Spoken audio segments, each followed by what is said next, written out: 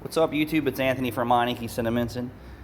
So a lot of you YouTubers out there and keyboard warriors that say, oh, I don't ever follow any mechanic who really drives a Kia or who's in the field and does it every day, and you don't have to change your oil, sooner than what the manufacturer recommends.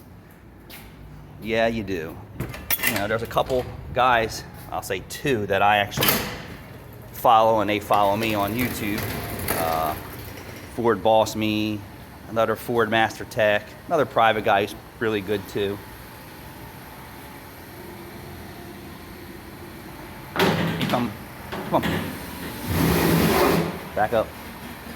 And they say the same things.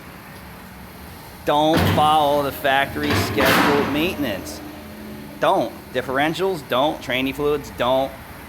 Engine oils, don't. I'm watching these guys take 5,000 mile vehicles apart, and they're varnished and sludged and, on their way to being damaged or no good at 30 or 60,000 miles. You're gonna trade your car in? Do what you gotta do. Point to the story is, all these guys out here who are in the field make recommendations what's best for the customer, not usually what's best for them. And I will tell you this, changing oil is not a profitable service. You can ask anyone. You would have to do millions of oil changes, just like pumping gas, to be profitable or very profitable at doing oil changes. So here's my point. Here's a VVT solenoid, all right, in this guy's car. Take a look at it. The microscreen, all right, is just about clogged everywhere. It's not somewhat clogged, it's clogged. It's supposed to be able to flow oil through all those little microscreens, and it doesn't. So changing your oil 10 and 20,000 miles or never.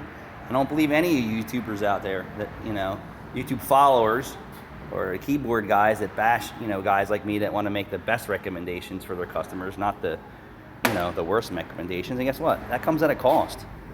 Have the heating and air conditioner guy come out to your house and let him make some recommendations. Yeah, he's going to say, let me maintenance your furnace, let me clean your filters. You know why? Because it's good. It's cheaper than replacing an AC unit or a heater unit. Maintenance goes a long way. Engines are expensive. Oil changes are cheap. Tune-ups are cheap. So change your oil sooner than later. And you can look around on the internet, listen to the guys and say, yeah, I have this car and it's 300,000 miles and I just topped the oil off. Well, yeah, right. I don't believe it.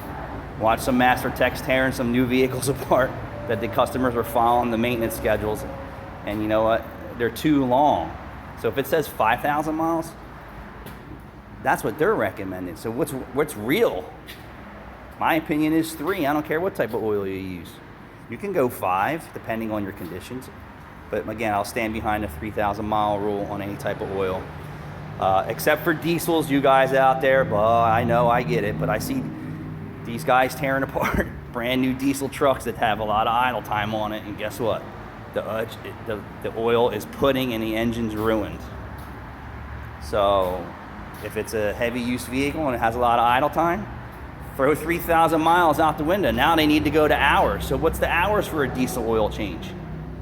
I'm sure every engine's different, but guess what? I'd rather have a 200-hour or 300-hour oil change every 2 to 3 weeks on a commercial used vehicle than a $30,000 or $40,000 engine every 2 years.